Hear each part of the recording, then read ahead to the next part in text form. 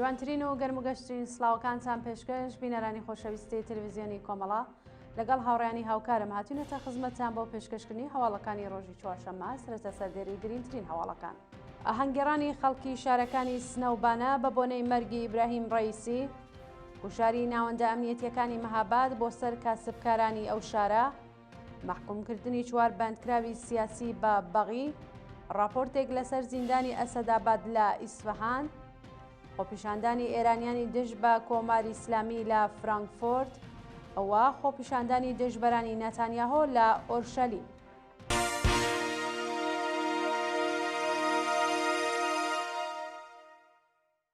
درێژی هەواڵەکان. ئاهەنگگێڕانی خەڵکی شارەکانی سنەوبانە بە بۆنەی مەرگی ئیبراهیمی ڕەئیسی. بەپێی هەواڵی گەیشت و شەوی سێشەممە 1 جۆزەردان، خەڵکی شارەکانی سنەوبانە بە بۆنەی مەرگی ئیبراهیم ڕەئیسی و شاندی یاوەری لە ڕووداوی کەوتنە خوارەوەی هەلیکۆپتر لە وەرزەقان ئاهەنگی شاییان گێڕا. بەپێی ئەو ویدیۆیانەی بەدەستمان گەیشتووە، گەنجانی شۆڕژگێڕی گەڕەکی عەباساوای سنە بە بڵاوکردنەوەی موسیقا ئاهەنگی شاییان گێڕا و لەگەڵیدا هەڵپەڕیون. هەروەها لە شاری بانە خەڵکی ئازادیخواز لە گەڕەکەکانی بانەی کۆن، شارۆچکەی نور، پیرموراد، دوکانان و کەمەربەندی ئاسمانی شارەکەیان بە تەرەقا ڕوونا کرد و شایی خۆشییان دەربڕیوە. گۆشاری ناوەندە ئەمنیەتیەکانی مەهاباد بۆ سەر کاسبکارانی ئەو شارە. ڕۆژی سێشەممە 1 جۆزەردانی 1403 ناوەندە ئەمنیەتیەکانی مەهاباد گوشاریان بۆ بازاڕیانی ئەو شارە هاوردووە تا لە ڕۆژی چوارشەممە کە مەراسمی ناشتنی تەرمی ئیبراهیمی ڕەئیسی و هاوڕێکانی بەڕێوە دەچێت دوکانەکانیان دابخەن. ڕۆژی یەکشەممە 30 جۆزەردانی 1403 هەلیکۆپتەری هەڵگری ئیبراهیمی ڕەئیسی و شاندی یاوەری بە هۆکارێکی نادیار لە بەرزاییەکانی دەوروبەری وەرزەقان کەوتنە خوارە و وا بڵاوبوونەوەی ئەو هەواڵە شەپۆلێک لە شایی و خۆشی لە نێوان بنەماڵەی دادخوازانی ئێران و کوردستان ساز کرد. بە وتەی سەرچاوەکانی هەواڵ، ڕژیمی سەرکوتگر بڕیاری داوە ڕۆژی چوارشەممە مەراسمی پرسەی ڕەئیسی جەلاد و هاوڕێکانی بەڕێوە ببات. هەر بەو مەبەستەش لە تەواوی شەقام و مەیدانی شارە گەورەکانی کوردستان و ئێران هێزی سەرکوتی جێگیر کردووە و تاکو لە ئاهەنگگێڕانی خەڵک ڕێگری بکات. لە پەیوەندی لەگەڵ ئەو بڕیارەدا ناوەندە ئەمنیەتیەکان گوشاریان خستوەتە سەر بازاڕیان و هەڕەشەیان لێکردوون تاکو ڕۆژی چوارشەممە دوکانەکانیان نەکەنەوە.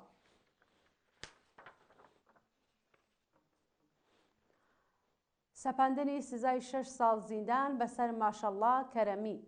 ماشەڵڵا کەرەمی باوکی محەممەد مهدی کەرەمی گیانبەخکردووی بزوتنەوەی ژن ژیان ئازادی کە ماوەی 9 مانگە دەست بەسەر کراوە لەلایەن دەستگای قەزایی کۆماری ئیسلامیەوە سزای 6 ساڵ زیندانی بەسەردا سەپا.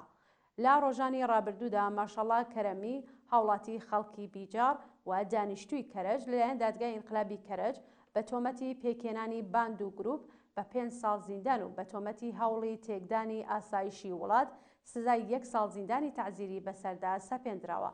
هەروەها دەستگای قەزایی ڕژیم لا کردەوەیەکی قیزەون و نایاسەییدا دەستی بەسەر تەواوی ماڵ و دارایی شەخصی و ئۆتۆمبیلی ئەو بنەماڵە دادخوازەدا گرتووە. محکومکردنی 4 بەندکراوی سیاسی بە بەغی، پویا قوبادی، بابەک عەلیپور، ئەبولحەسەن مونتەزر و سەید محەممەد تەقەوی ڕۆژی 31 گوڵانی 1403 لەلایەن لەقی 5 دادسەرای گشتی و ئینقلابی تاران بە بەغی چالاکی چەکدارانە دژ بە کۆماری ئیسلامی تۆمەتبارکران. بەپێی زانیاریەکان، پویا قوبادی، بابەک عەلیپور، ئەبولحەسەن مونتەزر و سەید محەممەد تەقەوی لەلایەن دەستگای قەزایی ڕژیمەوە بە ئەندامەتی و هاوکاری لەگەڵ گروپە دژبەرەکانی ڕژیم بە بەغی و هەروەها بە تەبلیغ دژ بە نیزام تۆمەتبار کراون. ڕۆژی سێشەممە 1 جۆزەردان ئەو 4 بەندکراوە سیاسیە هاوڕێ لەگەڵ وەحید بەنی عامریان کە ئەویش بە بەغی تۆمەتبارکراوە لە گرتوخانەی وەزارەتی ئیتلاعاتی ئێڤین ناسراو بە بەندی 209 بۆ بەندی قەرەنتینەی زیندان گوازراونەتەوە. دەستبەسەرکردنی 2 شاروماند لە گورگان. بەدوای بڵاوکردنەوەی 2 بابەت لەسەر کەوتنە خوارەوەی فڕۆکەی ئیبراهیم ڕەئیسی، 2 خاوەن پێیجی ئینستاگرام لە شاری گۆرگان لەلایەن ناوەندە ئەمنیەتیەکانەوە دەستبەسەر کراون. بەپێی زانیاریەکان ئیدارەی ئیتلاعاتی پارێزگای گۆلستان ئەو 2 شارۆمەندەی بە تۆمەتی بێڕێزیکردن بە بەرپرسانی حکوومەت و بڵاوکردنەوەی پرۆپاگەندە دەست بەسەر و بۆ شوێنێکی نادیار گواستوەتەوە. لە ڕۆژانی ڕابردوو چەندین کەس لە شارەکانی دیکەی ئێران بە هەمان تۆمەت دەست بەسەر و پەیجەکانیان لە تۆڕە کۆمەڵایەتیەکان داخراوە. راپۆرتێک لەسەر زیندانی ئەسەداباد لە ئیسفەهان. زیندانی ئەسەداباد لە جادەی نێوان ئیسفەهان بۆ مبارەکە هەڵکەوتووە و شوێنی بێگاری کێشان لە زیندانیانە و لەلایەن هیچ ناوەندێکەوە چاودێری ناکرێت. بەپێ راپۆرتی کانونی مافی مرۆڤی ئێران 300 بۆ 500 بەندکراو لە زیندانی ئەسەداباد ڕاگیراون. بۆ سەرجەم بەندکراوان 8 حمام و 5 سرویسی بێداشتی دابین کراوە، واتە بۆ 6 کەس تەنیا 1 حمام و بۆ 800 کەس 1 سرویسی بێداشتی هەیە. لەو زیندانەدا لەگەڵ بەندکراوان وەکو کۆیلا هەڵس و کەوت دەکەن. کاتژمێر 5 بەیانی بەندکراوان بۆ کارکردن لە معدەنی بەرد، کوورەخانەی خشتپەزی و کاری سەخت دەبن. ئەگەر بەندکراوێت دێر بڕواتە سەرکارەکەی بە توندترین شێواز سزا دەدرێت و لە هەموو مافە سەرەتاییەکانی بێبەشی دەکەن. پشتڕاستبوونەوەی حکمی زیندانی ڕەزا ڕەمەزانزادە لە تاران. حکمی 1 ساڵ زیندانی ڕەزا ڕەمەزانزادە بەندکراوی سیاسی پێشوو لەلایەن لەقی 36 دادگای پێداچوونەوەی پارێزگای تاران پشتڕاست کرایەوە. ببورن ڕەزا ڕەمەزانزادە پێشتر لەلایەن لەقی 24 دادگای ئینقلابی تاران بە سەرۆکایەتی قازی ڕادمەرد بە تۆمەتی بڵاوکردنەوەی پرۆپاگەندە بە 1 ساڵ زیندانی تەعزیری محکوم کرابوو. ناوبراو مانگی گوڵانی ساڵی ڕابردووش لە پەروەندەیەکی دیکەدا بە تۆمەتی تەبلیغ دژی نظام بە 1 ساڵ زیندان سزا درابوو. ڕەزا ڕەمەزانزادە پێشتر و لە مانگی سەرماوەزی ساڵی 98 هەتاوی لە پەیوەندی لەگەڵ شۆڕشی خەزەڵوەری 98 دەست بەسەر و بە 3 ساڵ زیندان محکوم کرابوو. لە سێدارەدانی 126 بەندکراو لە مانگی گوڵانی 1403 بەپێ راپۆرتی کانونی مافی مرۆڤی ئێران لە مانگی گوڵانی 1403دا بەلانیکەم 126 بەندکراو لە زیندانەکانی کۆماری ئیسلامی ئێران لە سێدارەدراون. بەپێی ئامارەکان 2 کەس لەو بەندکراوانە بە ناوەکانی خۆسرۆ بەشارەت و ئەنوەر خزری بەندکراوی سیاسی بوون. 124 بەندکراوی دیکە بە تۆمەتەکانی پەیوەندیدار بە مادەی هۆشبەر و کوشتنی بانقەز ئێعدام کراون. لە کۆی گشتی ئەو 126 کەسە 118 کەسیان پیا و 6 کەسیان ژن بوون. لە نێو بەندکراواندا 2 بەندکراوی سیاسی، 1 مێرمنداڵ، 19 بەندکراوی بەلوچ و 5 شارۆمەندی ئەفغانستانی هەیە. خۆپیشاندانی ئێرانیانی دژ بە کۆماری ئیسلامی لە فرانکفۆرت. ڕۆژی سێشەممایەکی جۆزەردانی 1403 ئێرانیانی ئازادیخوازی ئاڵمان لە درێژەی کارزاری نەبووە ئێعدام لە شاری فرانکفۆرت کۆبوونەوە و دژ بە کۆماری ئیسلامی خۆپیشاندانیان کرد. بەپێی راپۆرتەکان ئێرانیانی ئازادیخوازی دانیشتووی وڵاتی ئاڵمان سێشەممەی هەر هەفتە بە مەبەستی پشتیوانی لە بەندکراوانی مانگرتوو لە ئێران و دژ بە سزای ئێعدام لەلایەن کۆماری ئیسلامیەوە خۆپیشاندان دەکەن.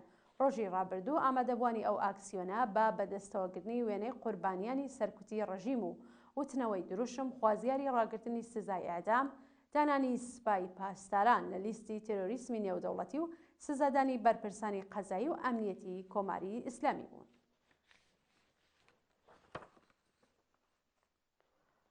خۆپیشاندانی دژبەرانی نەتانیاهۆ لە ئۆرشەلیم. شەوی سێشەممایەکی جۆزەردان بنەماڵەی دیلەکانی دەستی حەماس و دژبەرانی نەتانیاهۆ لە بەردەم کۆشکی سەرۆکوەزیرانی ئیسرائیل لە شاری ئۆرشەلیم کۆبوونەوە. بەشداربوونی ئەو خۆپیشاندانە بە وتنەوەی دروشم دژ بە نەتانیاهۆ خوازیاری ڕاگەیاندنی ئاگربەست، ئازادی دیلەکان، کۆتایی هێنان بە شەڕ و هەڵبژاردننی پێشوەختە بوون. بەپێی راپۆرتی میدیاکانی ئیسرائیل هێزەکانی پۆلیس هێرشیان کردوە سەر ناڕازیان و تێکەڵچوون ڕوویداوە.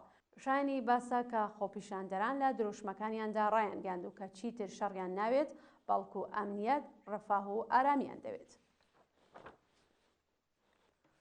دوا هەواڵمان سەبارەتە بە کوژرانی 800 کەس لە ئەفغانستان بەهۆی تەقینەوەی مین. ژان پیێر لاکڕەڤا جێگری دەبیری کولی نەتەوە یەکگرتووەکان ڕۆژی سێشەممایەکی جۆزەردان ڕایگەیاند لە ماوەی 1 ساڵی ڕابردوودا بەهۆی تەقینەوەی مین و پاشماوەکانی شەڕ لە ئەفغانستان بەلانیکەم 800 کەس گیانیان لەدەستاوە.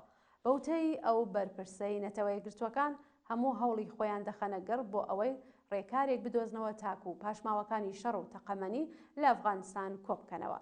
ناوبراو هەروەها وتی زۆرترین قوربانی منداڵان و ژمارەیەک زۆر لە منداڵان کە مەندان بوون کە پێویستیان بە یارمەتی مرۆیی هەیە و کۆمەڵگای جیهانی ئەبێ یارمەتی قوربانیان و بنەماڵەکانیان بدات.